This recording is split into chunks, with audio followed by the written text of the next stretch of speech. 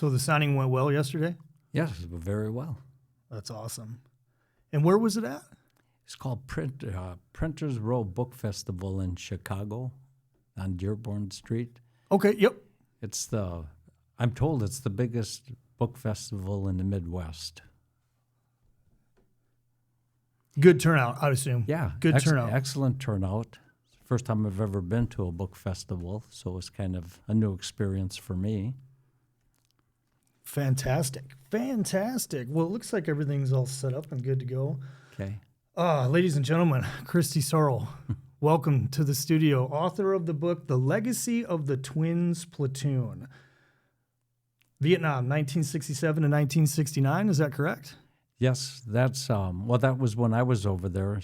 When I read about the Twins Platoon, some of them extended, so their period of service would have went into the 70s. Okay. So, but the bulk of us got to Vietnam in December of 1967 and served through 68, unless they were wounded or killed, and then into the 70s. So it varied. It wasn't all the same for all of us, but it's you got a hold of me through a mutual contact, right? Right. Right.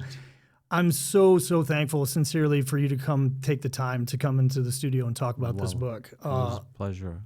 I could say a little bit about that. Yes, please, yes. There's another Marine. His name was Josh Shores, and he fought in Iraq and Afghanistan. And very nice guy. Got to visit with him. And what I learned was no surprise, and that's that even though it may be different wars, different times, different parts of history, the actual experiences that we have are more similar than they are different. So the fighting, the combat, all the different things, and the aftermath of all of that pretty much is the same for veterans, I think, of all wars. And anyhow, I admired his service. Quite a young fellow. Josh is an incredible guy, and the book is fantastic. His book is really, really good. And we obviously had him on the show not too long ago, and I'm thankful that he made this connection. Yes. And once again, thank you for your time. Yes. Well, take me back. Let's unpack. It's such an interesting story. The legacy of the Twins Platoon. So you signed in or took the oath at the stadium. Right, yep. On June 28th, 1967, 146 of us were sworn into the Marine Corps at a Minnesota Twins baseball game. And there were actually 4 women, too. But back then, women weren't really recognized. They didn't get much recognition. So I was never able to find their names. They were actually taken and sworn in separately from us. They didn't even get sworn in with us. And in there was a first book, The Twins Platoon, an epic story of young Marines at war, and that was published in 2006. And back then, I couldn't find any information about them. But this time around, I was lucky enough in doing the research that I found a picture of these 4 women Marines, and they're pictured in the book. We still don't know what their names are, but hopefully people are going to see their picture and they'll get some recognition that's probably overdue. And I have so many questions, right? So, and we'll unpack it and kind of drill down kind of one question at a time. Yeah. At what point did the idea of this book come to you? It actually started back in probably about 1986. The idea came to me to write a book about what happened to the Twins Platoon. But when I thought about it, it just seemed like it was too overwhelming of a project, because at that time I only knew my own personal experience. I didn't know that much I didn't have no idea what the bigger picture was. And it was like, where do you begin? How do you write a book about 150 people, about the Vietnam War, and about your own experience when you really don't even know the bigger picture of that? Mm-hmm. So anyhow, I dismissed the idea, but it wouldn't go away. It kept coming back. It kept coming back stronger and stronger until it evolved into what I would say is a calling. And then in 1990, I just came to accept that this was my calling. I was supposed to write a book about the Twins Platoon. And was it all internal monologue, or was it your wife, or did anybody hold your feet to the fire? I would say it's all internal, and the best way that I can describe it to people is that it's not that uncommon. I think everybody has a calling in their life at one point or another, and when you haven't recognized it, you know it. And it's like you can talk to a lot of people, and they'll say, like, why'd you go into politics? Why are you a musician? Why are you this? And why are you a teacher? And they'll say, well, it was my calling. Mm-hmm. So it is. It's kind of an inner thing, and you'll know it when it happens. Yeah, it can't be ignored, right? Right, exactly. What was that first step like? Like, did you go to, I think you said you were looking through microfilm, or is this? Yep. Well, I started with my boot camp graduation book, opened it up, and then this is a long time ago where what we had a lot of times was phone books. So I'd go into a phone book and start looking up, and I think it helped that they were all from Minnesota. So at least, you could find a lot of them through phone books and different things like that. But it was very cumbersome. You'd call people on the phone. Right. And a lot of times it would be, well, that's not me, but try so-and-so, or I'm the cousin, or, you'd eventually get to the person, and then I could meet with them and interview them. And for whatever it's worth, back then, I had to use a cassette tape recorder, which was kind of brutal. And then you had to travel to where they were at. And I had prepared a questionnaire. And one of the things that I wanted to do is I didn't want to bias their answers. So, they knew I was coming, that I was going to try to write a book about the Twins Platoon. Mm-hmm. But they had no idea what I was going to ask them. I didn't tell them what anybody else had said. I just went through the questionnaire. And then the other thing I did was I had a form where they could sign to give me their military and medical records. And I didn't have any reason to think anybody would not be truthful, but I wanted to make sure I had some safeguards. And so when I got done with the interview, then I would ask them if they would sign off and release their medical and military records to me, and they all did. And it was no surprise.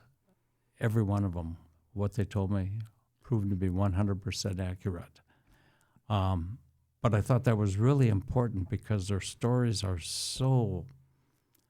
they're so important, they're so moving, and I wanted to make sure that nobody could come along later and find any errors in anything, because if they did, then I was worried they wouldn't believe the whole. Sure. Yeah, the onus is on you, right? Immense amount of pressure to make sure that you get it right and that's right. It's, exactly.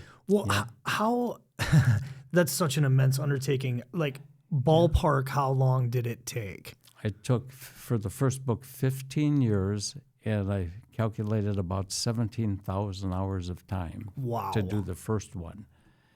And the second one went way faster because of all the improvements in technology, computers, cell phones. Internet was phenomenal, because the first time around, what I had to do is if I wanted military records, I'd have to fill out forms and mail them in, and you might wait 6 months to get them back. Where now, a lot of it's on the internet, and you can have it within minutes and download it. And same with people. I don't have to go out and meet with them. I can email them. I can talk to them on the phone. I can record them right from home. So the second book went much quicker. Took a year to do that. And did you have any help at all, or were you doing it all by yourself? Well, the help I had would be, of course, from all the people that I would talk to and interview. Sure. And without their help, well, there would be no book. I mean, because it's, and it's worth mentioning that all the people that I talked to and interviewed, which are in the book, it took a lot of courage for them to talk about what 100%. happened, because some of it was very personal, and they were all truthful. Took a lot of, I guess, decision making on their part to decide whether they wanted to go public with it, but they did, because I think they knew it was going to help other people. Because in the second book, I should mention that everything that's in this current book, The Legacy of the Twins Platoon, includes all the stories that were in the first book. Mm-hmm. But the timeline on the first book ended in 2006, where the timeline on this one goes to the present. And then it has many more stories, which are different than those in the first book. But it has all the ones in the first book. And it also has the stories about their families. So it's not just, you don't read just about the guys, how this war affected them. You read how it affected their families, their brothers, their sister, their parents. And anyhow, without their help, there would have been no book. So they provided a lot of information, letters, pictures, their own testimonies, if you would. I don't know if that answers your question. It does, and it sounds like, I mean, out of the 146, how many did you, like, ballpark, actually be able to get a hold of? Probably that's a very good point, because there's over half that I never was able to locate and that I didn't try, because I had so much information you couldn't possibly put it all into one book. But in this second book, I have pictures of all 150 of the Twins Platoon, every one of them. And they're in there alphabetically, and people can view these if they want for free. They don't even have to buy the book. If they go on Amazon and click on the Read Sample, it'll download those beginning pages, and they can see pictures of every one of these Twins Platoon members. And my hope is that people will go out there, and the ones that I didn't locate, they'll learn or hear that they've been written about. Because when people read the book, they're going to understand why I think it's so important that our country knows how these people served and the sacrifices that they made, which I might add are representative of all Vietnam veterans. And you can even take it one step farther, of all those that have served in combat. Their experiences will be more similar than different. So, and I've always found that interesting, you know, and I read these types of books like growing up. Like my old man had a collection of the paperbacks, you know, and so I was always fascinated with it. And you know, even now after having been through it myself, you know, it's like, what is it where we just we're thirsty or we want to read about the other people's experiences, you know, and all the similarities, and then obviously vastly different depending on the conflict, right? Well, so let's go back to the beginning with your experience, your military. Like, talk me through boot camp and then your first couple of days there in Vietnam, if you don't mind. Sure. Well, boot camp, fortunately, I had 3 cousins that had gone through Marine boot camp just prior to me. They were a couple years older. So they let me know what was coming. And it's a good thing, because it was so bizarre that I feel sorry for the poor soul that goes into boot camp not knowing how outrageous the treatment is going to be. So anyhow, I kind of knew what to expect. I got there, and even though I knew what to expect, it was kind of shocking. By design, right? Nothing prepares you. You know? Yes. Yep. And so the first whole section of the book is actually divided into 3 parts. And the first part is before Vietnam, which is all our training, boot camp, advanced training, infantry training, all the training that took place to prepare us before we went to Vietnam. And so people will be able to read about not only about the training, but the bizarre personal experiences of those people involved. And there's pictures in there to go with it. I don't think anybody can go through basic training of any kind, let alone Marine Corps basic training, without having what I like to call several significant personal events. Maybe it's the whole thing is one big, you know, significant personal event. Now, there's another interesting point about that probably most people won't know. And that all those experiences that I wrote about in boot camp, I only put in the ones that I remembered and 2 other people, when I interviewed them, brought up and talked about. So that way I knew my memory hadn't failed, wasn't wrong. Mm-hmm. So we had three people telling the same story. Those were the kind of stories that went into the book. And then the other thing I did is I left out the most outrageous stories because I didn't want anybody to think, oh, this is just too bizarre. I wanted it to read what boot camp was really like on a day-to-day basis, which people will find very bizarre. I guess. Right. Yeah, I can remember having endless conversations with my father, before I went and, thought that I kind of knew what was going to go down. But then you come to find out, like, once again, it's just something you have to go through. Yeah. Right. Yeah. And that's that bond that you and I share, all Marines, share is, it's pretty incredible. It right. is. It's a good club to be a part of. It is. Absolutely. Yeah. Yep. Well, how long was your jungle training, if you will, or School of Infantry, or whatever your pre-deployment training? How long was that? For mine, as I recall, boot camp was 8 weeks long, and then we went to infantry training at Camp Pendleton, and I can't remember if that was 3 or 4 weeks long. Then we were supposed to get leave, or most of us were supposed to get leave to go home, but because the war had been escalating so rapidly, our leave homes were canceled, and for many of us, including me. And then I was sent, after infantry training, then we're sent to a specialty training. Mine was embarkation, so after embarkation school, I went for 4 weeks at Coronado Island. That's not a bad place to be. No, actually, it's very plush. It's Navy, so we're Navy, but it's a different part. But anyhow, so everybody, a bunch of us, then we had our specialty training. Then we came back, and then we went through what was called staging, and that was more training of combat training for Vietnam. Okay. So it ended up we had about 6 months of training before we were sent to Vietnam. And we were all pretty much got to Vietnam in December of 1967 at various times. And once we got there, we were dispersed all over different units.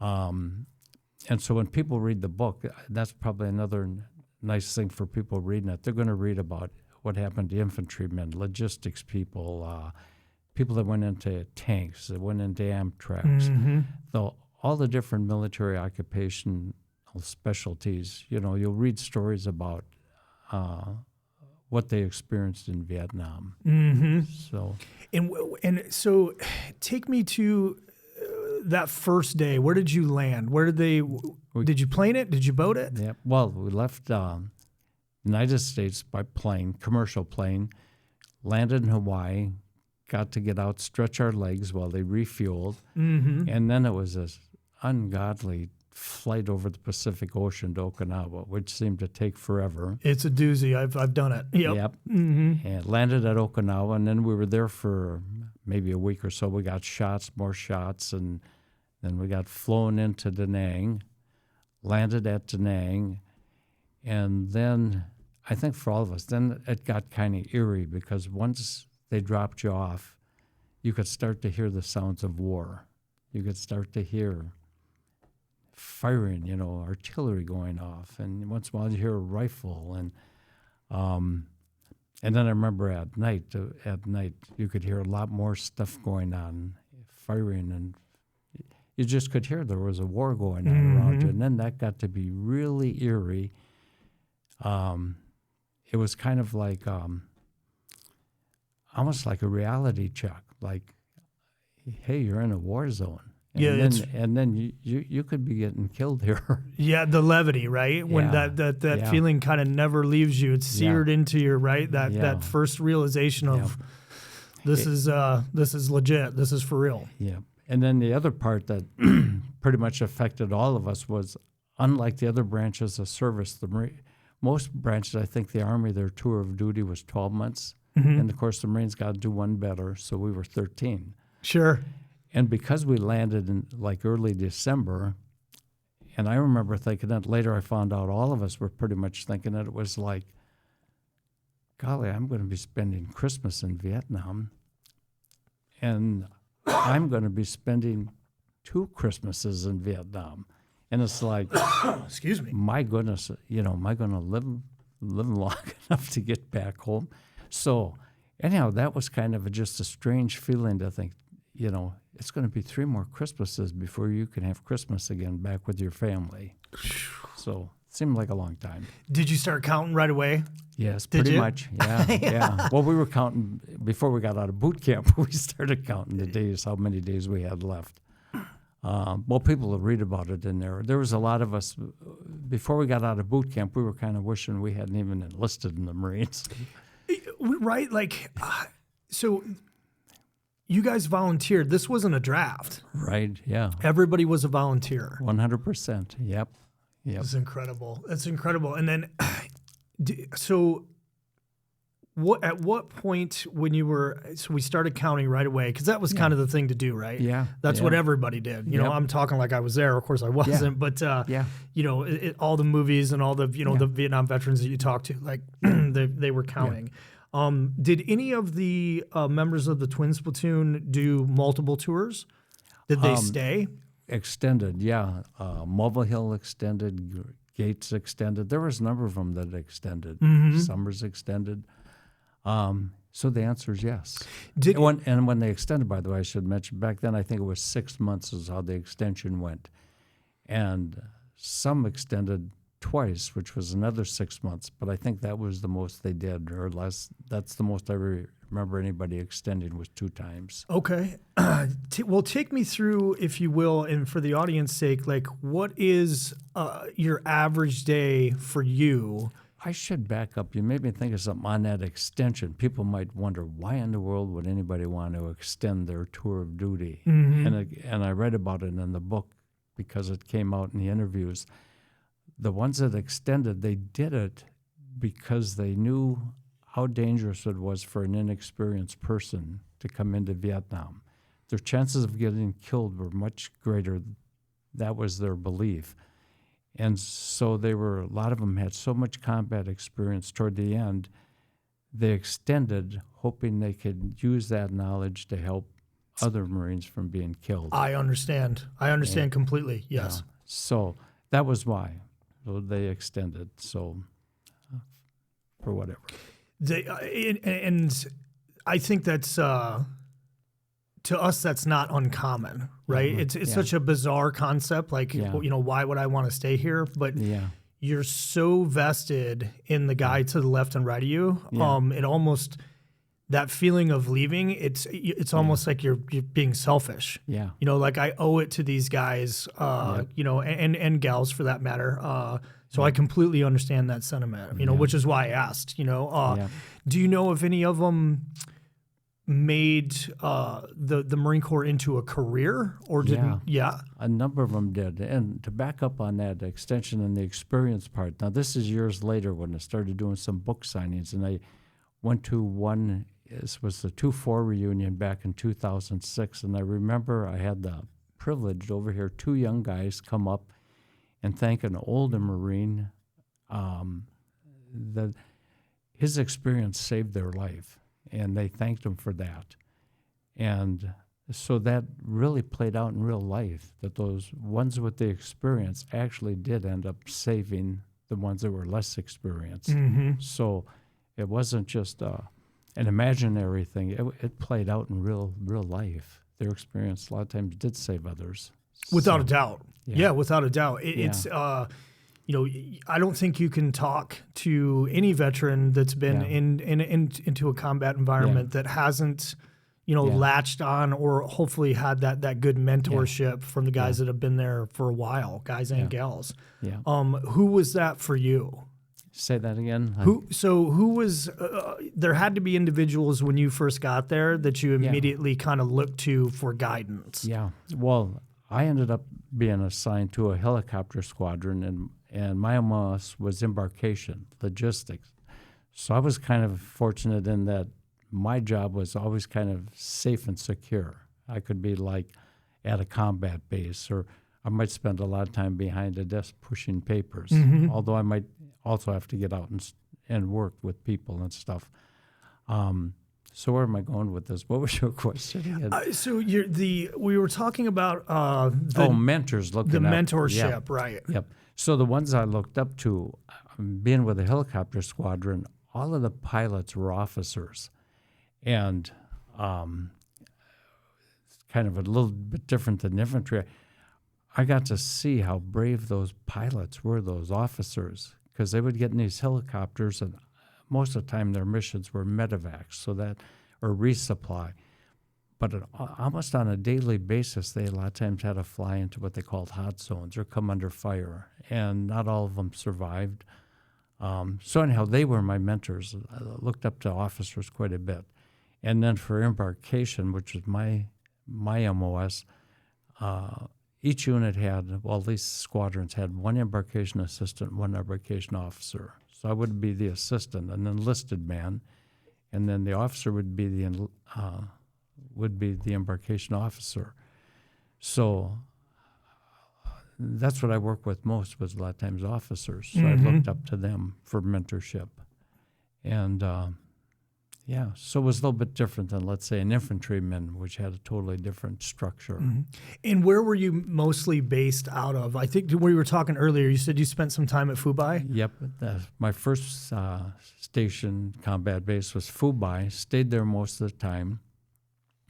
We would deploy aboard ship. We did that 3 or 4 times. Went aboard the Iwo Jima, the Okinawa, and the Princeton, and we would go aboard ship with a battalion landing team. And so picture the ship would go up and down the coast, and then the infantry, they'd be offloaded, they'd go ashore, and they'd do a combat operation, and then the helicopters would operate from the ship. And that's how they would shuttle them back and forth. And unfortunately, and you'll read about in the book, an awful lot of the missions ended up being bringing the medevacs back to the ship for medical care. And and then my final combat base was Marble Mountain, and that's where I ended up for the last part. That's just south of Da Nang. Okay. So. Okay. It's fascinating because, like, I watched the interview that you did on, is it Behind the Game? Is that correct? Yep. People can find that on YouTube. It was a good 30-minute interview about the book, and you had made mention that it's something that you think about every day. Yeah. And I think all veterans could relate to that, right? Yeah. It's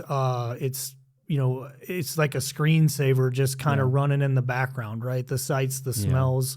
Would you agree? Yeah. In fact, that was one of the questions I had on the original questionnaire, because I used to think about Vietnam almost daily, and I wondered if I had a problem. I thought, is there something wrong with you?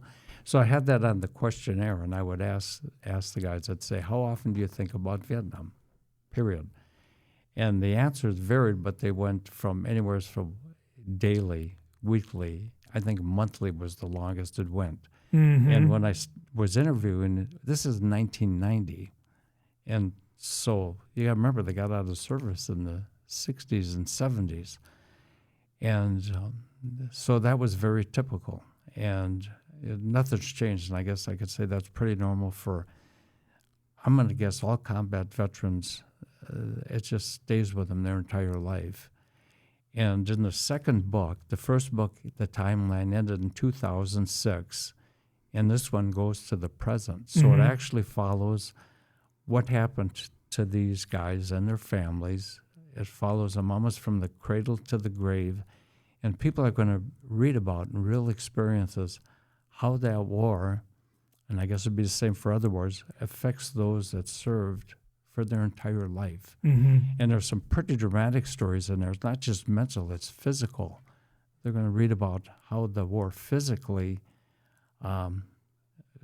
tormented some of these guys for their entire life. They had to deal with their injuries. And some of it's pretty impressive, actually pretty motivating, because it's not like a feel sorry kind of thing for me. They'll be amazed at how courageous these guys are and how to be celebrated. 100% to be celebrated. Yeah. And I think and you would have to tell me if you agree or disagree. I think a lot of times the books or the people's personal stories get that bad rap, like it's a woe is me type of thing. I don't. I when I read those stories, I think they should be celebrated. Yeah. Just the incredible what humans are capable of enduring, right? Yeah. Because it's not a picnic over there, not a picnic in any of them. There's a story in there about a lot of good stories. One of them is a fellow named Chuck Ennis. And people are going to read about what he went through in combat, which was horrific. His injuries were horrific. And when they read about his attitude, his positive attitude on life and what he did and how he overcame his injuries is going to blow people away. Even when he was one of the ones that extended, and within 30 days of his extension, he got severely wounded. Mm-hmm. And his first response, what he said in the interview was, he said the Marine Corps really got screwed on that deal because it only lasted 30 days. So he wasn't even thinking about himself. He thought the Marine Corps got screwed because he didn't last more than 30 days. They gave him a bonus for extending, so that's where he was coming from. So anyhow, you read about those kind of individuals, and man, it just gives me the goosebumps when I think about them. I can't help but admire them, Without a doubt, and I can't wait to dig into it. What was your? And I'm going to pivot a little bit on you here. Yeah. 15 years of research. Yeah. I can't even begin. Like, what was your process like? Well, how did you keep it organized? You just seemed like it would be an overwhelming amount of information. It is, and what's a couple interesting things, and maybe it goes back to being a calling, but I always got whatever I needed.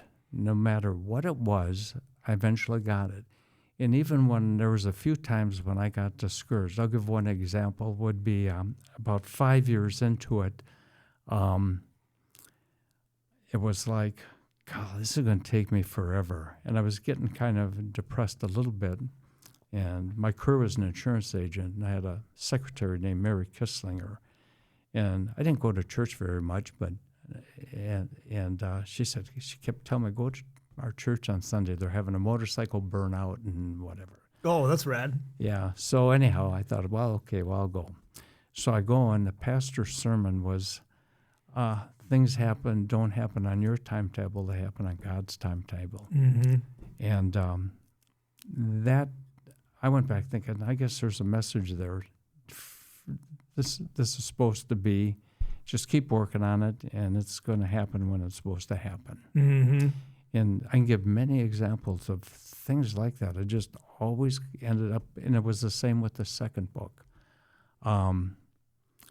Like even the endorsements on the second book, there are 4 generals forward on there. You don't see that. Some of that was there's a endorsement from a very popular governor in Minnesota, Tim Pawlenty. These are all things I think, boy, if I could get an endorsement from one of those people. Mm-hmm. And always things happened where I got them. And some of it's unbelievable. I mean, I can't even hardly believe they're in there to this day, but they're there. It is incredible, and that's the first thing I saw on the cover there. You got the 38th Commandant of the Marine Corps. Like, those some heavy endorsements, right? Yeah. Is it on the Commandant's reading list? I don't know. If it's not, it should be, right? Yeah, the book just came out. I don't even know how that works, to be honest with you. I don't either, but if you've got those endorsements, it's probably well on its way, right? Yeah. Talk to me about reconnecting with all of those individuals and what that was like, both for you and I'm sure there was a fair amount of, like, it was cathartic, very. Can you talk me through that? Oh, sure. Well, getting back to that, another question on there was, how often did they talk about Vietnam? Right. Because I didn't talk about it to anybody. It was like that was the last thing in the world I wanted to do. I did not want to talk about Vietnam. I did not want to see movies on Vietnam. I didn't want to join any military organization. So anyhow, that was one of my questions. How often do you talk about Vietnam? I kind of wanted to see what was going on. Well, it was the same thing with every one of them. And I think all but just two, all but Carter and Circle, said I was the first person they had talked to about Vietnam since they had left Vietnam. And why do you think that was? I mean, I have an idea in my head, but for the audience sake, it had to do with our homecoming, I think, and the way the war had become so unpopular. And people are going to read stories in there about how Vietnam veterans were treated wasn't very good. There's some exceptions. Some of us were, but most weren't. There's some pretty tough stories of where people can read actually how they were received, and I think that played into it. And then an awful lot of them, when they came back from overseas, they were discharged, into society. So they had no support structure. So basically, they went from the military out into civilian life to find out that a lot of them weren't received very well. And they just kind of went into isolation. I'll give you an example. This is a fellow named Dwayne Gunderson. I had gotten a letter from him after the book came out, the first book. Actually, I got a lot of letters after the first book came out from veterans saying different things. And he had read the book, and he said, my homecoming was very similar to yours. And he had came home. He had been in Marines, a lot of heavy fighting. He was on Operation Pegasus, which opened the road to Khe Sanh. That was a major battle in Vietnam. Mm-hmm. And he said most of the men in his squad came back in body bags. He was one of the few to survive. And when he came back, his friend picked him up at the airport and was going to take him to a party that night. And he said to him, whatever you do when you get there, don't tell anybody you were in the Marines. Now, I don't know if people can relate to that, but that's the kind of reception, and that just does a number on you when you hear those kind of comments coming. Like, even when I was in California, and there's stories out there now about, we were just, in so many cases, we were frowned upon by our peers, disliked by our peers. There was a lot of talk about the Vietnam War, like, even as a civilian, I'd be dressed like a civilian. Nobody could tell I was in the military. I had long hair. And you'd go to parties and you'd listen to these, as a single person, going to the parties, dating scene. And all you would hear so many of them talking about the war, how we shouldn't be there. And it got to the point where even if you heard the word Vietnam, it was like somebody took their fingers on a chalkboard. It was that kind of feeling that went through your body. So just after a while, it's like it just kind of messed you up a little bit. I can't fathom. I honestly can't fathom. And I don't think anybody, unless they had personally been through it, could really wrap their heads around what that would feel like. Yeah. And one of the things, and this is maybe another part I like about the book, is that, and I've recorded and wrote the stories so people get to read about the actual experience of not just one guy, but many guys. They'll read about some of the things that happened to them, how they were treated by people. I mean, real life examples, and there'll be some good in there, but there'll be more bad than good. Mm-hmm. That was just the way it was. And maybe when people read it, it'll help them understand how Vietnam veterans didn't want to talk about anything after a while. How do you... There seems to be, have you been involved, like you said that when you came back, and I completely understand why people would, shut down, keep it quiet. Yeah. At what point did that start to, obviously when you started writing the book, but do you, even before you had the idea for the book, when was that change? When did you start talking about it? When I did personally was this kind of unrelated to the military, but I grew up loving horses, and I had a dream that I wanted to raise Morgan horses, and that was my goal, and I raised them. But one of the embarkation officers I work with, Lieutenant Shriver, was killed in combat over there, and that just, tore me up. It really bothered me because I really admired him, and even though I didn't want to talk about Vietnam, didn't want anything I wanted to put it all behind me. It was like, I can't just not forget him. Mm-hmm. So anyhow, this is getting a little emotional. I named that first colt after him.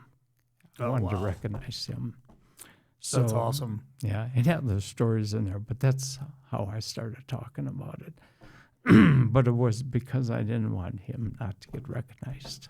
Incredible. So, Yes, I completely understand. Yeah. Yes, I completely understand. So anyhow, started working on the book. And then I think for me, when I started interviewing other people, then I probably got a jump start on the catharsis thing, you know, talking to other people and hearing how our experiences were so similar. Mm-hmm. And, yeah, I remember like Larry Jones, when I talked to him, and his one remark kind of hit the nail on the head. He said, how do you tell somebody about the Vietnam War? I mean, let alone your own experiences, because it was so controversial. It was like, I think a lot of them, where do you even begin? You know, Yeah, here's a where do you war even there's start? summer. So it was like, I don't even want to try. It's just, you're opening yourself up to an argument. Right. You don't want to do that. Why do I want to be in an argument with somebody? And I can remember, and tell me if you can relate to this, because obviously our homecoming was vastly different.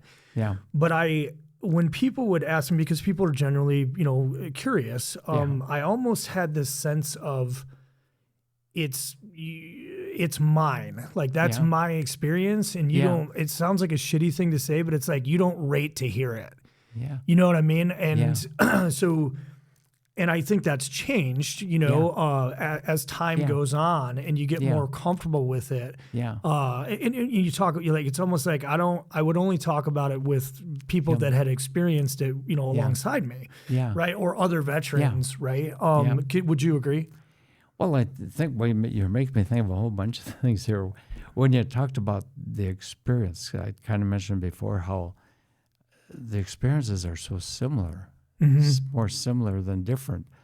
But the part about, and maybe it's not exactly what you're talking about, but one of the things I really like about writing the book and putting these experiences in there is because they're going to mirror the experiences of so many of those that can't talk about their experiences. And so I'm hoping when people read it, they'll start to have empathy for these other people's experiences. And same I might add about what I've learned from interviewing people and what I know now is, you always hear people where they get medals and awards, Bronze Star, Silver Star. They do these very heroic actions. Well, there's probably many more veterans that have performed equal actions, but it just went unrecognized for whatever reason. And maybe it's worth mentioning. So you could have an individual that's in your family that maybe served in the military, and they play down their military service, and maybe they don't have a bunch of medals. That does not mean they weren't out there performing just as heroically as these ones with the medals. 1,000%. They just weren't recognized. Yep.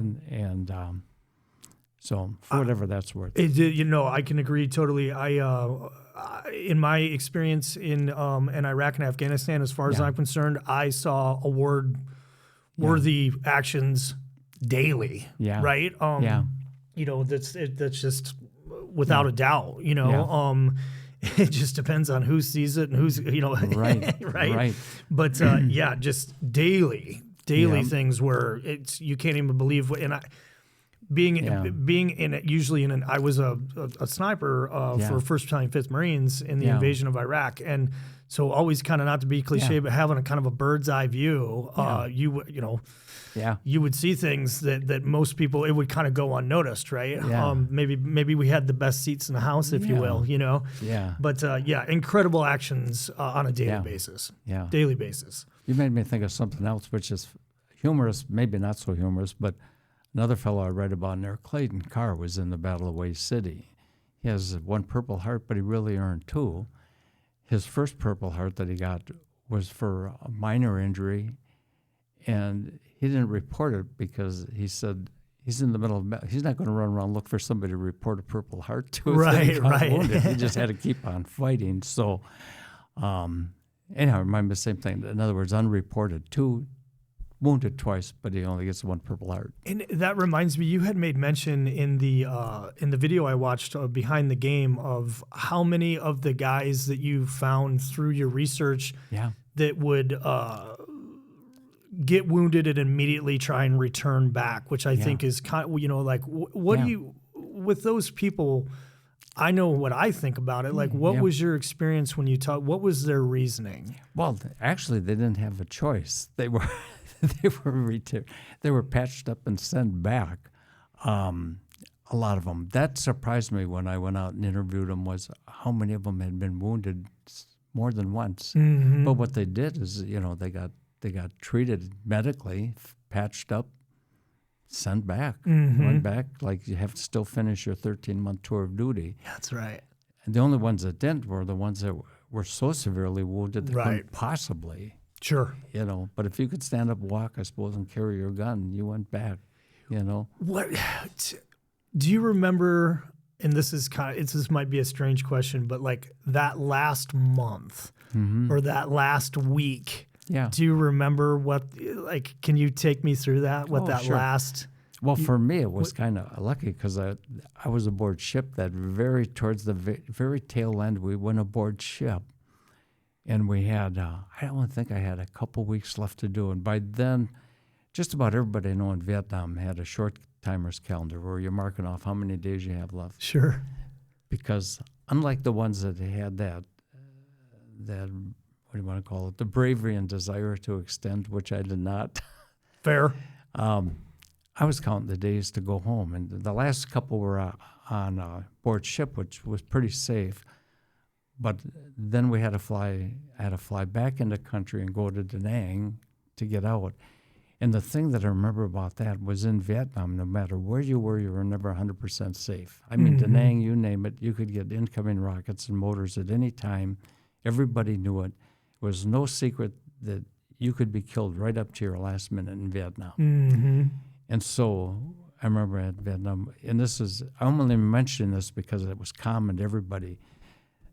Everybody was so sober as you're waiting to get on that commercial airliner, like you're down to those last few seconds where are you going to really get out of here alive? And there's total silence. You get on the commercial plane and it goes, and once it's well in the air, and I don't know, 2, 4, 5 minutes out, whenever, the whole thing would erupt in this cheer because everybody would we're out of here. We made it out of here. My father said the exact same thing. Right? Yeah, he said the exact same thing. He said as soon as they got to altitude, I think he even said they made an announcement and everybody, we made it. Yeah. It's incredible. Yep.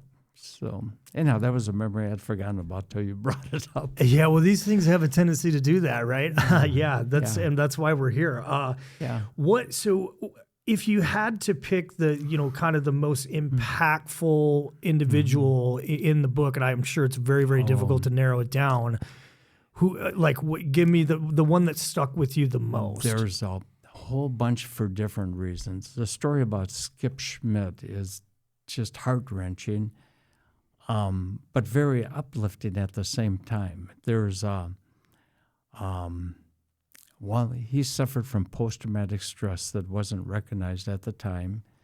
He ended up committing suicide, which is just tragic, but he became almost like a poster child for it afterwards. And his family, his sisters, he had one sister in particular, Diane Finneman, which people read about in there. What his family did afterwards for Vietnam veterans is just incredible. And that's in this book because the timeline goes to the present.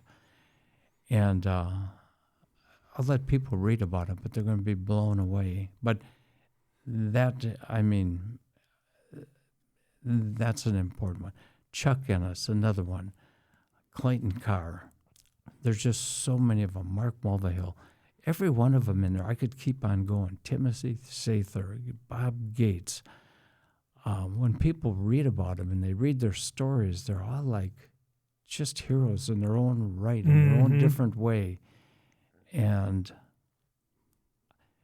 they're all, I feel so honored and privileged that I can write about what they went through and what they did. Mm-hmm. And I know when people read it, they're going to know why I'm saying that, and they're going to agree. they're going to agree that it's going to be hard to pick out one. Right. They're going to pick out an awful lot of them, I think. And it obviously it speaks volumes of your constitution and character, to write about everyone that was involved. Yeah. And what's one of the first questions that I asked you when we met was I was like, how did this come about? Where the baseball field? Like I don't understand it, right? And your answer was incredible. It was like kind of duh, hey, it was good for the Marine Corps. Yeah. Good public relations, Yeah. Yeah, it's amazing. What was the most difficult part of the process of getting the first and then the second book out? I would say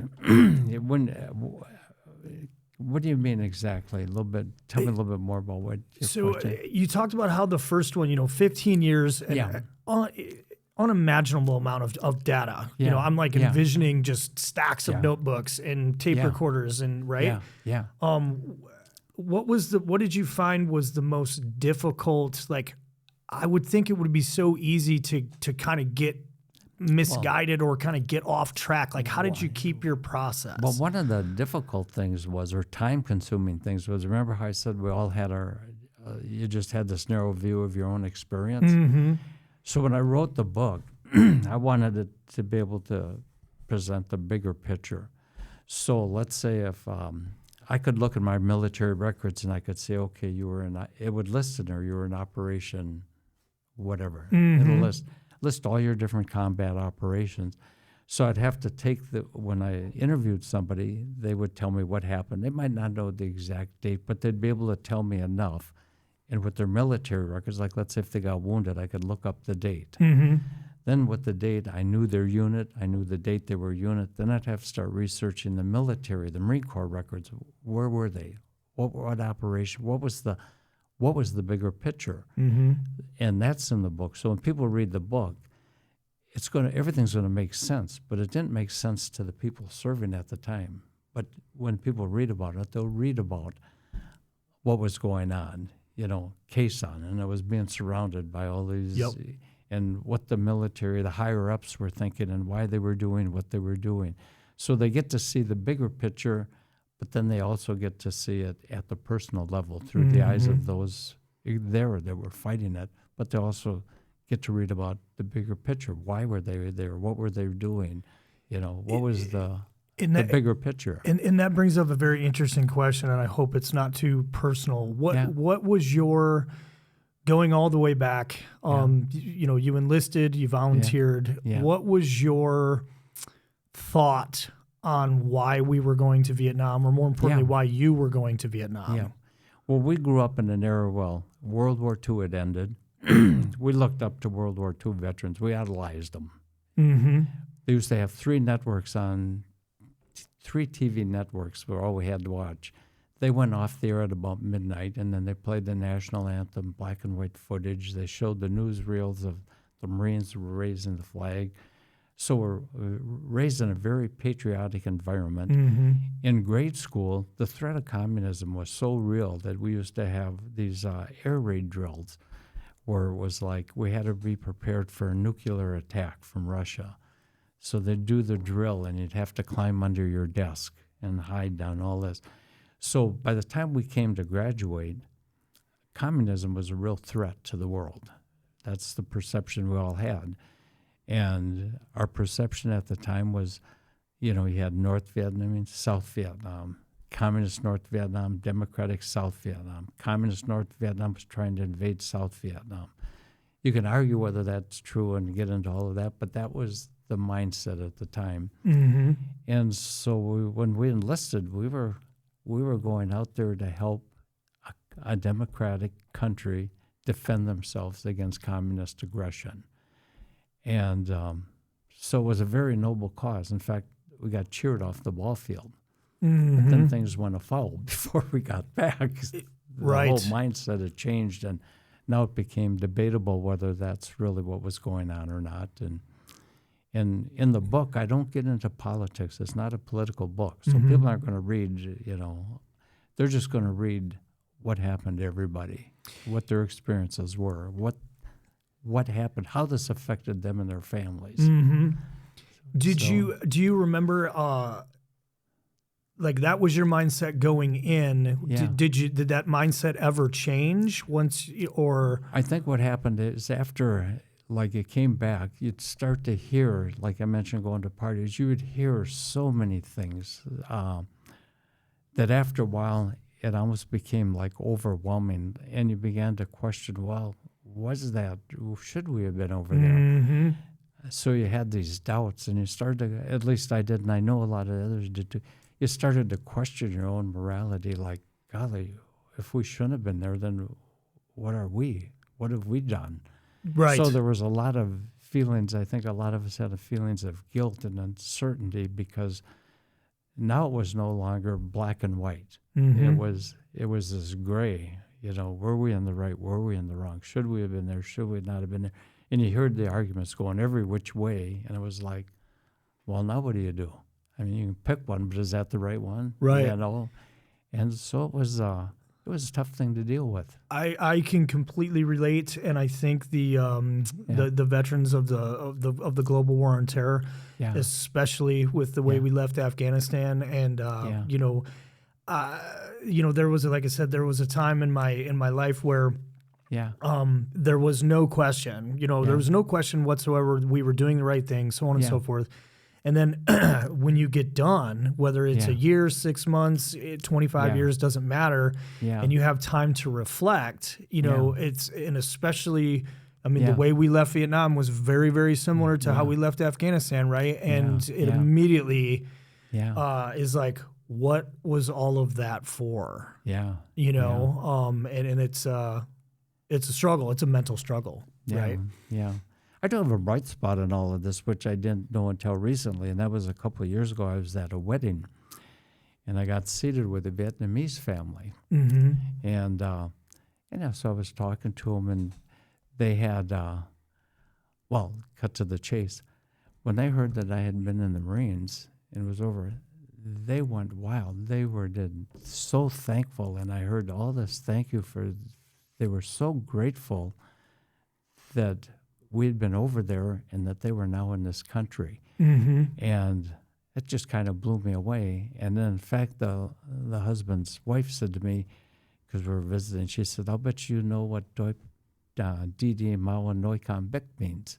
And I just about fell off my chair because it was about the only two things in Vietnamese I knew. We were taught how to say, I do not understand and get out of here. Yeah. But anyhow, so that was an eye-opener for me. I knew we had a lot of Vietnamese people, come to Minnesota, but I never really knew that they really appreciated what we had done for them over there, and that was kind of uplifting. Oh, sure. No matter what, right. at least we got somebody we know that appreciated it. Without a doubt. Yeah. And they were sincere, you could tell. 100%. Yeah. Yeah, 100%. Yeah. I can. Yeah. I mean, I can relate. Yeah. There's Afghan, Iraqi. The ones that got out. Yeah. When you came back, did you come back to the same Minnesota town? I got to think about that one here. Let's see. When I came back, no. Well, yes and no exactly. When I came back, my parents didn't live in the same place. My parents were divorced. Okay. They both lived in a different place. Maybe a better way to put it, when I came back, the world I had left no longer existed. It didn't even resemble it. Because when I left in '67, I'm a music lover. Rock and roll music was the way it was. If you listen to it, 1966, 1967. Who was your favorite? Oh, I had a whole bunch of them. I mean, of course, you had the Beatles. You had a lot of the local garage bands. I mean, the Trashmen. You could go on and on. Beach Boys and all that. Of course, now when we come back in the late, 1969, now you got Jimi Hendrix and you got the Doors and you got psychedelic music. Mm-hmm. When I left, people had short hair. You come back, they got long hair. They look like girls. I mean, the music had changed. The clothing had changed. Sure. It went from, we had peg jeans to now they got bell bottoms. The clothes didn't look the same. The people didn't look. the morals weren't the same. There was free love. Girls run around half naked.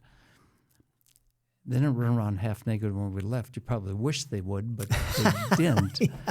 Yeah, some things never change. Yeah, right? It was a totally different world. So that was kind of an adjustment. It was just strange. It was like, and it's never changed to this day. I thought the world I left is gone. It's not there. It's come back to a different world. Well, So, and you think about how much there's the days on the calendar, but we're packing 10 lifetimes into that amount of time. yeah, and then throw in there the being cheered off the ball field to the anti-war protesting. Right. So that on top of all the cultural changes, you had the social changes. Crazy. And you have 2 degrees. You have a Bachelor of Arts in psychology. and then you also have a technical degree. Is that Yep. correct? And that's for insurance. Okay. Yeah. You went to a brick and mortar. Like, what was how soon after you got back did you?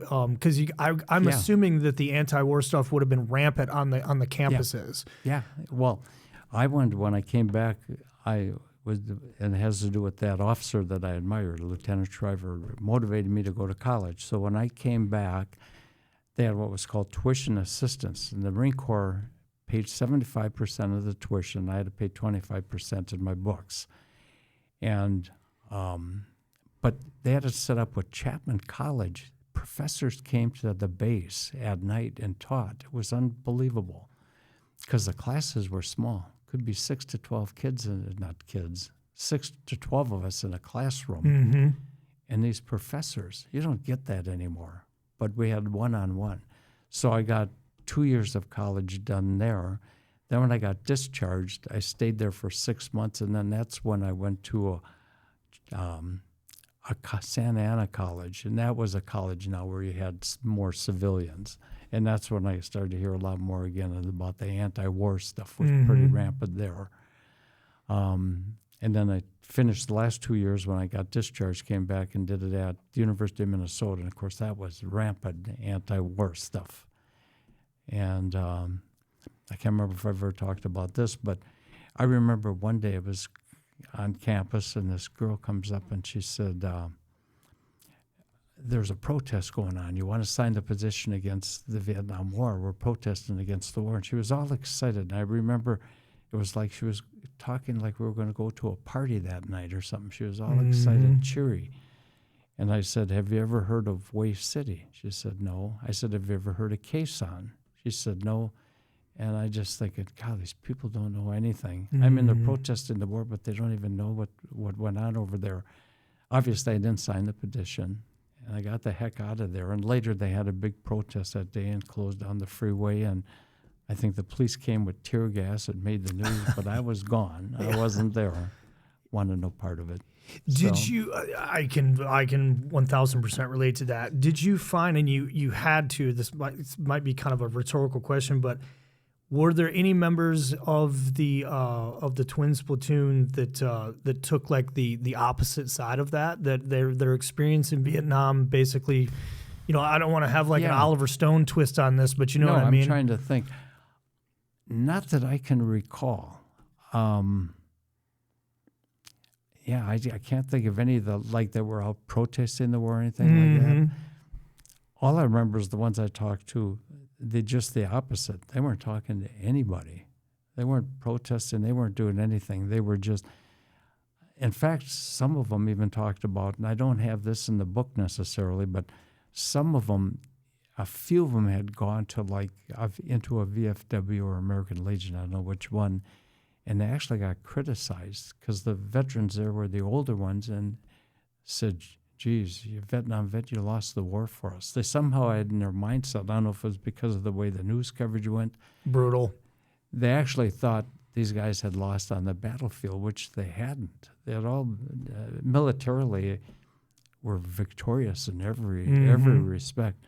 And I think that was, if that wasn't the final straw, I don't know what was. I can't. I mean, it's and you can almost say the same thing about Afghanistan or Iraq. Like, we didn't lose, we quit. Yeah. We didn't. Yeah. I can remember my father the first time I asked him that question. As I was coming of age and starting to kind of be able to conceptualize.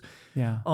As it was obviously a big part of my upbringing, and I said, what I'm almost positive that's what he said. Where he's like, we didn't lose, we quit. Yeah. We quit. And we never lost a battle, right? It just you mentioned something, and this is I don't think has changed, but doing all the research on Vietnam and the things I've heard. This goes back to World War II, all the wars, World War II, Korea, Chosin Reservoir, all of them. And in the Marine Corps, it's like, God, the number of battles that the Marines have won where they were so outgunned in a number is incredible. For whatever that's worth, every war, it's just like they seem to prevail time and time again against overwhelming odds. I don't know if that was your experience, but that seems to help. They did lose some battles, but there's an awful lot of them that it's incredible that they won, and they did. Did the Marine Corps, as you were writing this book, was the Marine Corps involved? I mean, obviously through the research, were they involved at all, other than just the researching and the providing the documents? Like, did you have? No, it was interesting. I did a couple different things. I not only researched the documents, like the Battle of Dido. When I was researching that, I would actually try to locate the officers at that time and have them read and verify, like, is this accurate? So I know a lot of times would have the oral testimony of the Twins Platoon member. Then I would reach out to those that also served with them and read it. Is there any mistakes? And if I could get a hold of their commanding officers, is there any mistakes here? And a lot of times I would get information from them that I didn't have, and they would actually help fill in some of the information. And when I worked on the first book, the Marine Corps they put out history books about the Marine Corps history.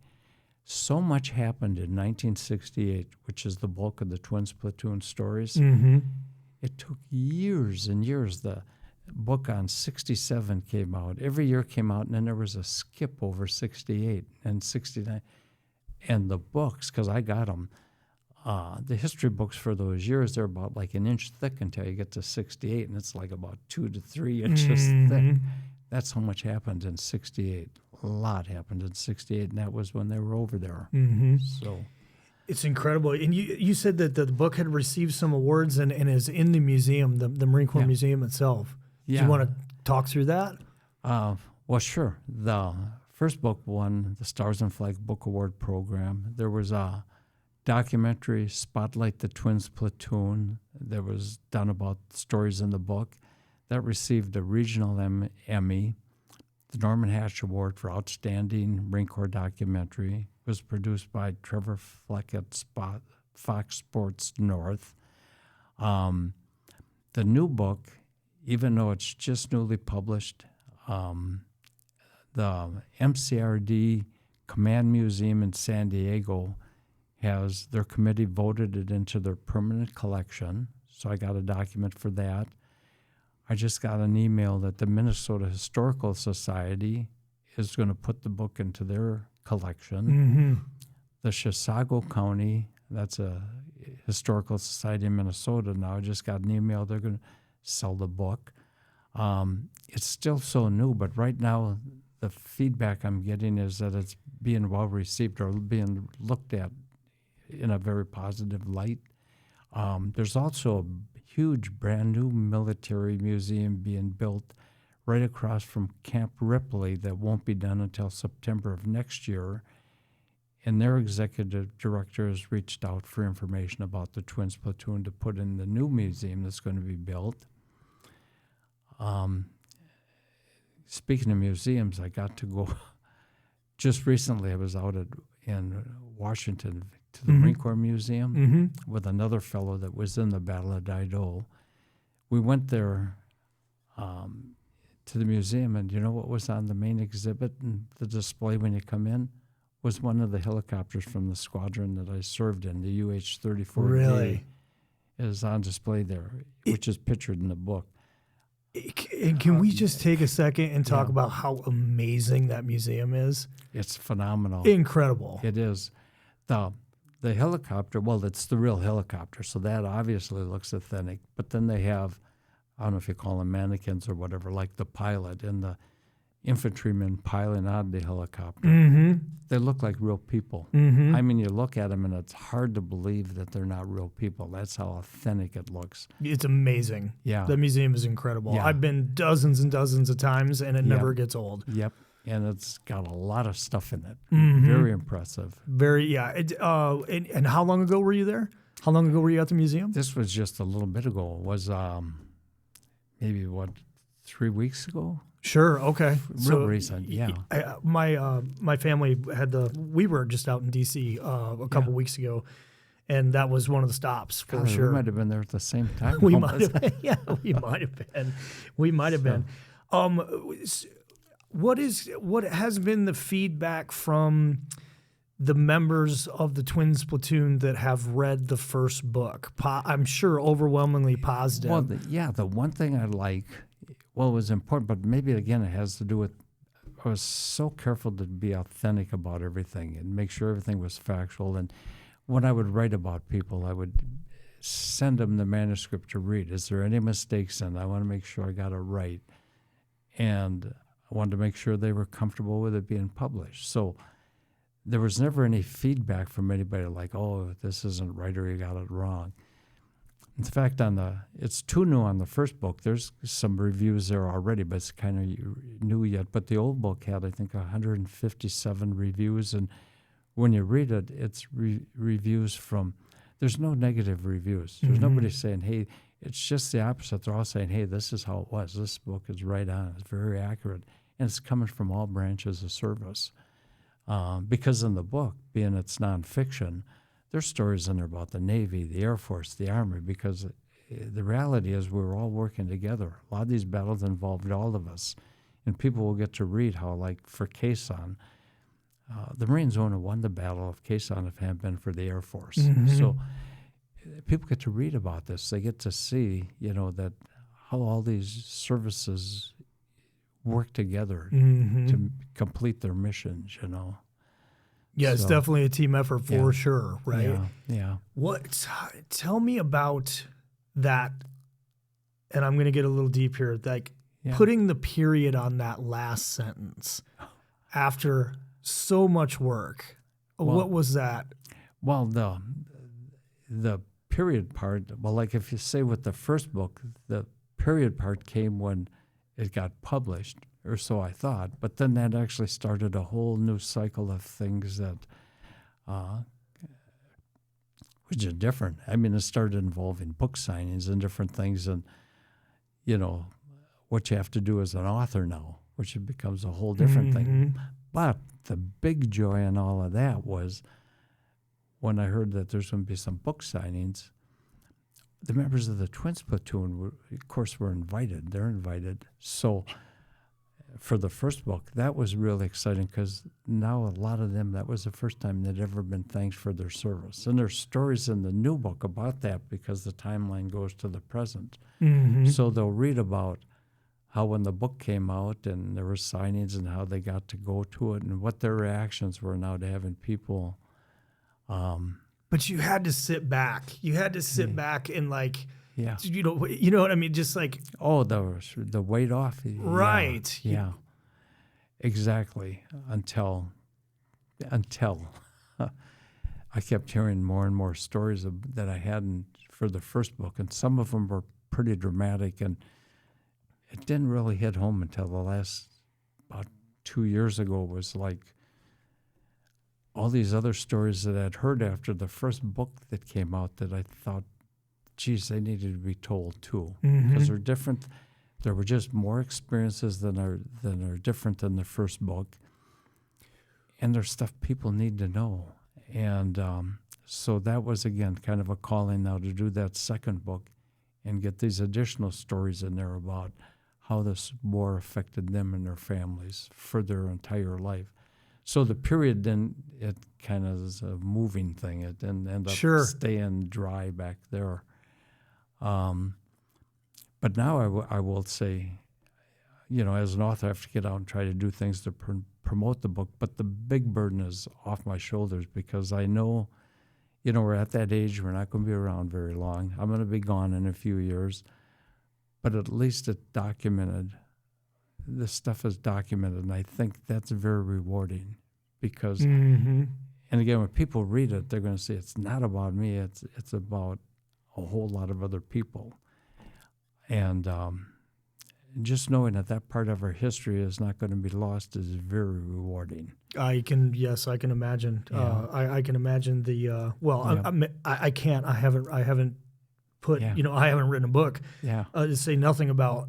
Yeah. Wow, Yeah. 15 years. Was there any reluctancy, or did you at any point when you decided, okay, this isn't Yeah. finished? Yeah. There had to be at least a shred, like, oh man. I mean, I never lost interest. In fact, one of the things that still blows me away is how I would get energized to keep working on it. I can remember a lot of, like, come on the weekend, Friday night, maybe I'd start working on it, and I'd end up working till 1 a.m, still get up. And in the midst of all this, I might add, I was still working my regular job, 40 hours a week minimum, raising a family, doing all the things you got to do. And then somehow just all this energy to work on this thing to the wee hours of the morning. And so anyhow, it was like every free moment was spent working on this. I was either at work, well, I should back up too. My family probably paid a little bit of the price for this because I was just going to ask, how did it affect, I'm sure they were very, very supportive, but if you're putting, what was it, 17,000, right? Like, what else did you have time for, Well, I had a little makeshift den that I'd work in, and I'd have my little computer there, and I'd be working, and I could remember the kids when they were little, they'd come knocking on the door. Now, I might be writing about, I can remember when I was writing about Kenny Goodman, it was just tearing me up. I'm in this emotional state, and they're knocking on the door with some little whiny, daddy, Right. do it. And it was like so hard to switch gears. Very like, much, right. Like there you are, you're on the battlefield, what's happening to this fellow, and then the kids are talking about, he's pulling my hair or whatever it is. And something like, trivial, right? Yeah, and so you had to kind of deal with that. So probably they paid a little bit paid the price for me getting this book out. And I think that's an important part of any story too that quite frankly doesn't get talked about enough is how much the families, we can be hard to deal with, right? Yeah. And I dealt with that definitely in my own family where the kids are now old enough to kind of be like, hey, this is it's hard to see it through their eyes, right? Yeah. And so I think that's important to talk about. There's another part, and it's in this new book, and there's a real good story in there. Russ Admonson does a real good job of presenting a part of a story where it applies to a lot of veterans, and where he talks about as a father, he checked all the boxes, but he wasn't the father that he could have been. Mm-hmm. And because of the war and his injuries. And he talks about that in there, which took a lot of courage for him and his wife both to kind of tell their story in there, which is very, very moving. But it was, again, where he, now in retrospect, I mean, he wasn't the father that he could have been, but his kids didn't know it. And I've had other veterans say the same thing, that they look back and they felt bad that they didn't do a better job as a father because the war was interfering with that. But their kids didn't know it. They had no clue. So, well, it takes up a tremendous amount of bandwidth, right? To kind of use, it's, and I think that all combat veterans, can relate to that. It keeps us from being present because we're always thinking about different things, right? For better or for worse. Yeah. Right. So I'm sure that was a common occurrence. Yeah. And in the book there's the specifics. So it's not like that's what I love, because people can read the specifics and then I think they can relate to it. Mm-hmm. I mean, even the kids, even from the first book now, I've gotten letters where the kids are just thankful that they hearing the full story. They say, like, I knew my dad was in service. I knew he was wounded, but I really didn't understand what he had went through until I read the book. And that brings up a fascinating question. Like, what when your children read it, Yeah. when your children read it, what was that like? I'm sure when they read that, your story, all of the stories. Yeah. It's a good question with a good answer. My son doesn't like to read, so I don't think he's ever read it, but he's very supportive. I have 2 daughters. My middle daughter, Angie, very supportive, very proud. Same with my younger daughter. And in fact, she had done I put it in the first book, and I didn't know it till I was working on the book, but she wrote a letter for one of her classes about how she'd watched her dad work on this book her entire life. But she saw the good that it was happening, and she writes about that in her paper to the teacher. She goes, how she sees all the good that's coming out of it. So it's kind of cool.